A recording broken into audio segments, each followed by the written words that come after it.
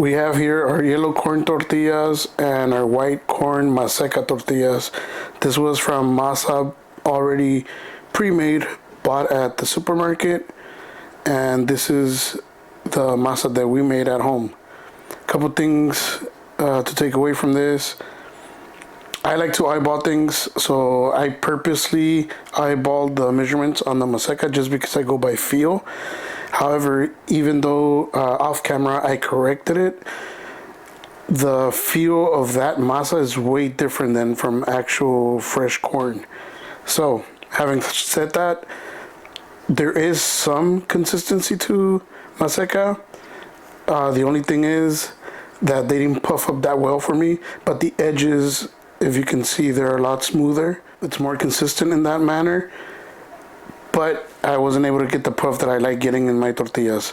However, on the yellow corn, the edges weren't as smooth. I'm pretty sure it has to do a lot with the pressure that we put on the press, because I noticed when I would press harder, it'll be much smoother. So, and you can see the progression. Once it's kind of like pancakes, you gotta get one tortilla, get your first couple tortillas in, and they're not gonna be great. I don't know if you can tell, but it's a little dry on this side. There's cracks right there. You can see that the moisture level on the tortilla wasn't that great. So as it cooked one side, it dried out the other. And on the other side, you can see it's perfectly fine. But you can tell they puff because of how soft this layer is right here. And this is an important layer because to me, this has to be on the inside. So when you put, your meat, your beans, whatever it is, that soft layer is going to absorb all the juices, leaving this layer intact. Even though this layer is a little bit stronger than this one, it helps to absorb everything and hold the shape of the taco. Alright, so we're going to start off with our first tortilla, which is going to be the white corn maseca flour that we made here at home. I'm going to put it right in the center and cover it with the plastic. Also, let me know if you want a tutorial on how to use the device that presses a tortilla, or if you have to use plastic or Ziploc or parchment or whatever you want to know about this process. Let me know and we'll make it happen. So we're going to go ahead and press this nice and gently, and then we're going to set it on the comal. Then we're going to go ahead and just lay it down. There you go. As you can see, I just kind of threw it in there.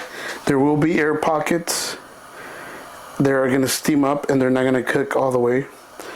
I did that because the angle that I was in, I had forgot that I was going to do it with my left hand, so I didn't get in the way of the camera. But that's a good problem because I get to teach you what happens when you don't lay the tortilla down properly. And it's a double whammy because I don't know how maseca behaves with this type of situation. So we're gonna go ahead and learn live. Ideally, what I'm looking for is kind of like discoloration or like a change in color on the edges that indicates that the tortilla is ready to flip, typically. Yep, as you can see. Now, I don't know if you can see those pockets.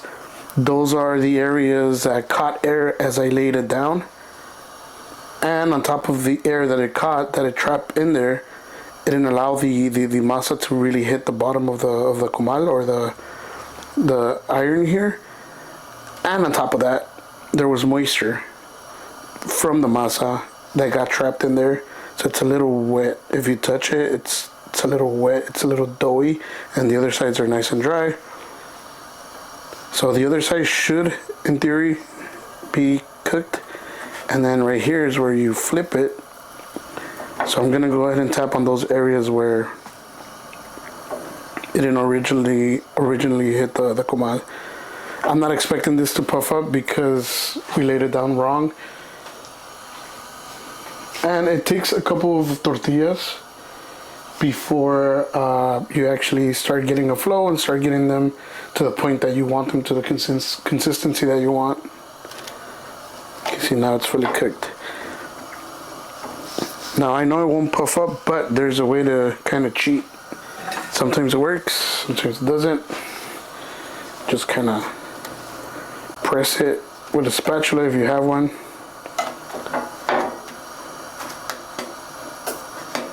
will begin to puff up. As you can see, it started to. But I'm not expecting too much from this one. I don't know if you can tell, but it is puffing up a little bit.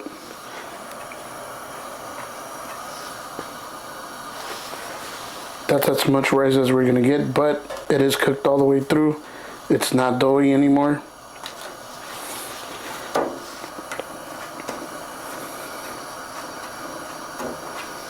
You can see it's rising a bit. Cool. Let's try another maseca and see what happens. Let's try it again with the one with the epazote. If you want to add epazote or squash blossom, you can just go ahead and put it on the masa and then just slightly press it.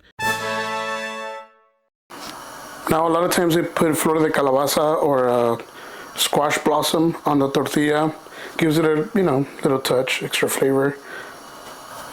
We're looking for that discoloration, and you can see the tortilla is sliding.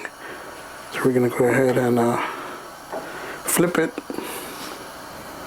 Make sure it's flat on there. It's gliding on the comal. It's a good sign. Let's try and flip it now.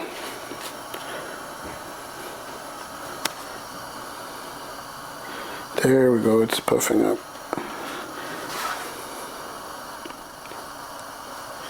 Jeez, why can't I get that puff that everyone else gets, right? Now that I'm on camera. It's a really good tortilla though. It's acceptable. It's not the best, but it's a good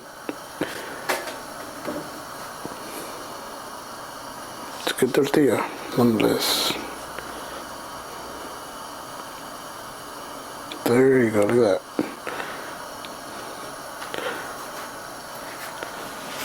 There you go. Let's try the yellow corn. Oftentimes you're going to get tortilla presses that are slightly uneven, so then you just turn the tortilla around with the plastic and press it one more time. Let's kind of lay it down carefully right there. See how long that takes. Turn it. The preference in thickness is up to you when you press tortillas. This one's looking pretty good, if you ask me. It's already wanting to puff.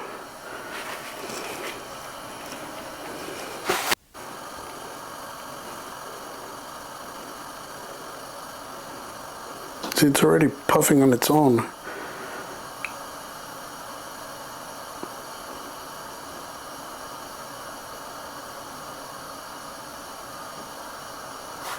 That's what you want to see. Nice fluffy pillow.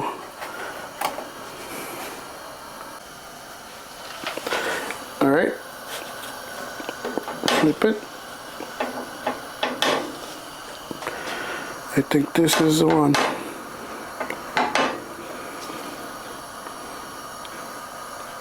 Flip it again. You can see it's dry.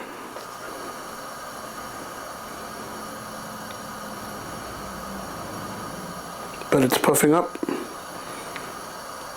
That's what you want to see. That means the inside is being cooked with the steam. It's creating that pocket so that this side of the tortilla is where you put all the ingredients on the taco so that it can absorb all the juices and not mess with the bottom part of it, which is a little bit more sturdier. You can see the difference. This is a little too dry for me, but nonetheless, it works. Again, maseca, if you're in a pinch and you don't want to go to the store, you don't have time, do a quick mix and you're good. I mean, I've seen other people where they puff up fine. It could be that my comal wasn't hot enough. I am doing it on my stove, but I know if I did this in my flat top in my restaurant or in my catering cart, that they will puff up. I'm pretty sure they will. Either way you go, homemade tortillas are way better than packaged tortillas. Let me show you something actually. These are pre-made tortillas, as you can see. Let's compare them to, say, this one right here. Okay, you can see that this is a soft side, like this one. This is a soft side, you can pull on it. So you can pull on it, but it will tear because these are pre-made and they're dried and they've been sitting on the shelf who knows how long. And this is the sturdy side. As as you can see. So on a pre-made tortilla, you see these lines right here, these ridges, that's from the machine. But that's where your ingredients go. That's where the taco holds, or the tortilla, I should say, holds the meat, the beans, the sauce. That's a layer that's gonna absorb all that moisture. But as you can see, this is a very thin layer and it's already ripping onto the other side. So it's so much inferior. And you can see this one, if I rip that layer, that other side is still nice and strong. So that's what you want. That's what's gonna keep the integrity of the taco, make sure that it doesn't break apart. This right here, you fold it, it's already ripping.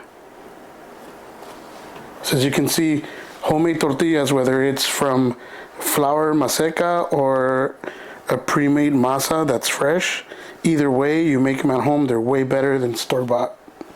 You don't want that.